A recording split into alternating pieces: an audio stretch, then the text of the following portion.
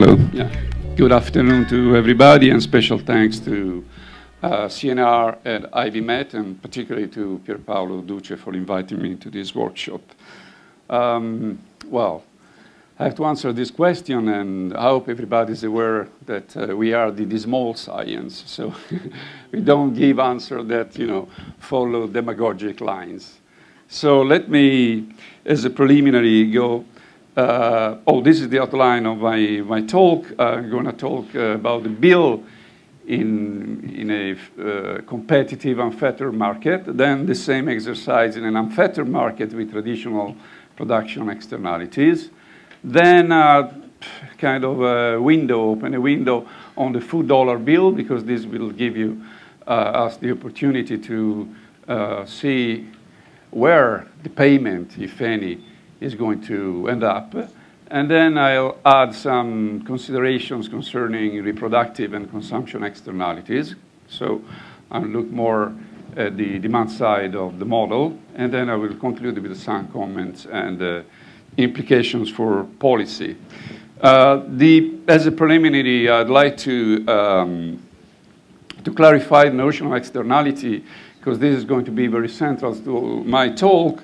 And very quickly, externalities are said to arise when individuals and firms are involuntarily affected, either favorably or unfavorably, by the decision of another party. Okay, and these physical effects, I would say, can be translated into money terms. And if that translation is a negative one, then we are going to talk about negative externalities or detrimental externalities that may usually do not show up in retail prices of anything, in particular of food, if this is the case.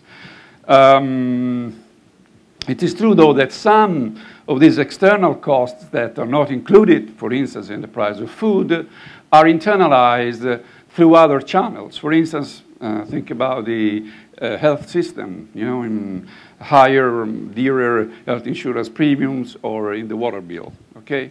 So the fact that the price of the food, for instance, doesn't take account completely of the footprint doesn't mean that as a society or a single person we are not paying for it.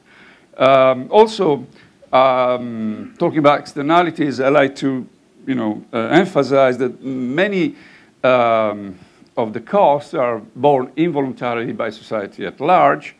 And the other thing is that we don't have only costs, we sometimes have also, hopefully, unfortunately, benefits. For instance, I've been struck in the talk that I heard so far, for instance, of the organic food sector, that nobody mentioned the benefits in terms of biodiversity of this kind of production. So there can be some good news on that side. And, you can imagine the bill. The bill, say we went to a dinner and we ate chicken, just to, not to go far from what we said before. And then, the bill will show just an item, the unit price of chicken times the quantity of chicken that we had. And here's the market what tells you about these two variables, the two items. The both quantity and prices in an unfettered market are at equilibrium where demand and supply intersect. And what is interesting about this picture is that if there are no externalities, i.e. if all the costs incurred, for instance, by producers have been included in the price, then actually that price is correct. And it's correct in a special way, because at the margin, the amount that the buyer is paying is exactly equal to his or her willingness to pay for that food, and what the producer is getting exactly equal to the marginal cost of producing that thing. Which means that socially, that's the best result in terms of efficiency, not, of course, in terms of other dimensions that a society might think of or might care of, like, for instance, equality of distribution of income. And that's the picture. As you can see, when things are sold at the market price, at the equilibrium price with no externalities, everybody is reaping a surplus, both consumers, that would be willing to pay much more. The green, basically, the green triangle on the top is the so-called consumer surplus. What we haven't paid because the price was the market price rather than the price that we were willing to pay for each unit of the chicken. And the same can be said for the producers, of course, which makes a profit out of the difference between the market price and the marginal cost of producing the chicken. This picture changes dramatically, of course, when there are externalities. We even need, in this case, to relabel our schedules, both the supply, but in this case, only the supply, because we're assuming that externalities are only production externalities. And in particular, the reschedule is interesting, because now we need to separate what is social from what is private. And as you can see, the MPC line is the private supply function, whereas the MCS is a kind of social supply function. And the MCS is higher than the MPC. Why? Because it includes also social costs that are not reflected in the private schedule. Okay. Now, if we left the market to decide what to do, we end up with the quantity Q at price P. But as you can see, this is not the socially optimal price and amount. Actually, what's remarkable here is that the quantity of food that we should exchange here is smaller than the one that the market would exchange if not controlled by somebody, or if no intervention takes place. So this is an efficient result, and we should try to correct this market result. Now, just a little window, or if you want, forget about, for a second, about externalities, and have a look at this interesting dollar series, which is compiled yearly in the United States, where the USDA Economic Research Service, they try to decompose, to break down a food dollar into two different components. Here is the first series, which look at how the dollar, the food dollar, is divided into farm share and marketing share. And it's remarkable that the farm share is a bare 17.4 cents. And the rest is basically marketing share. Marketing, which means the rest of the production cycle up to the final disposal, of course, by the consumer. And here is the same breakdown, but here is a breakdown concerning sector, 10 selected industry groups. And again, we can notice that the production side, the one where most emphasis is usually put, is, I wouldn't say tiny, but certainly it doesn't tell the whole story. The whole story is about retail trade, wholesale trade, of course, food services, finance, insurance, and so advertising, and so on and so forth. So this just to give an idea, say we pay the bill, we're going to get that money, okay? Now, back to externalities. The externalities that I told so far were externalities concerning production. But I think that talking about footprint, given the technology, is very important, the total amount of food that we need in order to feed the planet. So we cannot really forget the pressure put on food production by, for instance, things like population growth and consumption patterns by people, okay? And what is interesting to note here is that on both of this area, we found, again, externalities at work that goes in the wrong direction, in the wrong direction, i.e. they put even more pressure on the footprint. For instance, talking about reproductive externalities, in a nice article which was published some years ago by Partha Dasgupta and Paul Ehrlich, they stress how, especially in very poor areas like sub-Saharan Africa, distinctly, one can see reproductive externalities, yes, i.e. Social and other kind of arrangement, sorry, that make easier for people not to bear the cost, for instance, of having a lot of kids.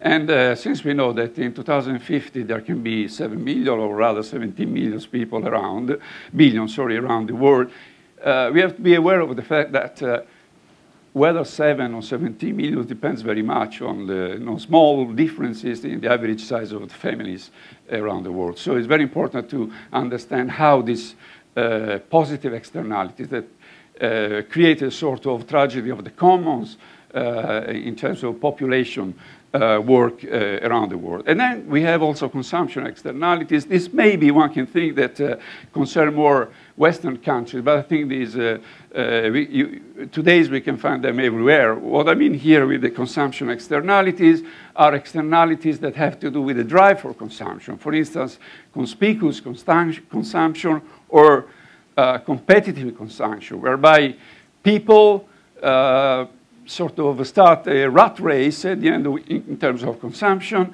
accumulating a lot of items, consuming a lot, and in the end, not managing to separate themselves from the rest of people. So they work more to get basically the same distance that they had before relative to other fellow citizens. That's totally wasteful and reminds us of things like the tragedy of the commons, clearly on a different area.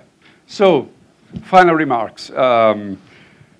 Even today, the life cycle exercises that I heard, although they help a lot in understanding different bits of footprint, they don't give a unique image, a unique finding concerning what kind, for instance, of food production are have lower footprints, or can mitigate environmental problems. I don't have the time here to mention, but for instance, there is a nice report by the University of Manchester where these colleagues they formed different trolleys. Each trolley was made out of a different combination of foods, the same produce, but for instance, a local versus global trolley, or organic versus conventional trolley. And actually what they find, again, is that there is not a uniform answer. For instance, results change a lot in terms of geographical areas, because it depends very much on the culture of production, sometimes on the environment, and also the fads, fashion, use in terms of how people consume things, how they prefer and where they prefer to go shopping and do the shopping as well. So I think that there is a lot that still has to be done within the life cycle assessment in order to get to a situation, ideal situation like the one with the ISO measures, okay, where you have standardized measures of the footprint, because then you can maybe, if you're lucky, try to use some of the tools that economists suggest in order to correct the externalities, in particular taxes. Okay, I know taxes are, people hate taxes, but not all taxes are bad. In particular, taxes are the right thing to use when you have to correct externalities. This is a lesson that was, made in the 1920s by Arthur Pigou from Cambridge, and is still a valuable lesson. There is a problem, though, there, because taxes on food are easily regressive, because especially less well-off people tend to spend more on food. So if you just tax food straight away, you're going to put a disproportionate burden on the poor. So you have to be creative in order to rebate taxes and give back the money to those that need the money, but keeping the signal right, i.e. that food has a footprint and therefore should cost more. Okay, and so the final comment is that we need policy, both conventional and unconventional, in order to internalize externalities and promote sustainable behavior. Thank you. Excellent, Marco. I really appreciate two ideas you brought up. One was the tragedy of the commons. I think you're the first person to use the phrase today. And the second is the value of taxes. I know in California we're now trying to design a tax on sugar-sweetened beverages, which cause diabetes, and the big question is how do you reinvest into those communities of lowest income with the money, the $3 billion per year that would be generated by such a tax. So that's the debate now in California. So thank you for bringing those up.